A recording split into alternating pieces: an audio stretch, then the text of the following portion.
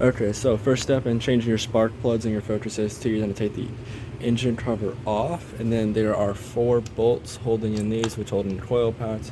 First thing you're going to do, you're going to take these out. I already loosened them just to make this easy, but you're going to take these out, and I'll shove them in my pocket for now. And sometimes you might have to take this intake off, either right here or loosen it a little bit just to reach those. And then you can just yoink the coil pads out of there. And I usually just leave them dangle. I'm sure there's a proper way to do that, but I could probably use some new coil pads soon anyway.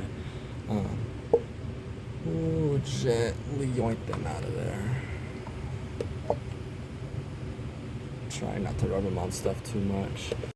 Alright, and then next you're going to want to crack these loose. I got a big old extension on here, but the 16mm on the end, I'm sure someone's going to say that's the wrong size, but it works. And then you want to have to crack this loose, get the spark. Oh, that's pretty darn tight. I'll have to get a tube to get that out.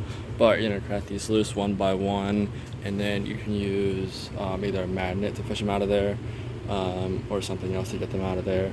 And then for the new ones, when you put those in, you don't want to drop them in. You want to use a magnet or some other way to lower them down so you don't damage anything. And I needed 2 hands just to crack those loose. They're pretty tight. I believe they're supposed to be at 75 pound-feet of torque in there. And I'm just loosening them now. This will be to loosen all 4 of them before you pull them out. Okay, so I already have the first and second one in, but what you want to do, you want to take a magnet like this, because you don't want to risk dropping it and messing up the gap on there. So you're going to lower it in with the magnet, nice and gently, and then you're just going to pull it out. And of course, pull them out, grab. And we'll come out. There we go. And you're just gonna, just so you don't mess up the gap or anything, because the gap is super crucial on these, and it's a real pain in the butt when that's messed up, or it's actually just a pain in the butt getting the right gap. But I actually have a friend who showed me the right tool to do that.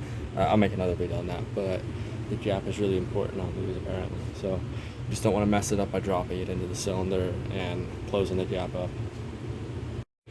And then once you have those all in, what you're going to want to do, you're going to want to tighten them all. Just make sure they're nice and tight, about 75 pound-feet of torque, or just pretty damn tight also works pretty well. And then you're just going to put everything back, and when you get in the car, just get in, turn it on, make sure there's no misfire codes before you go sending it, and then you should be good. Yep.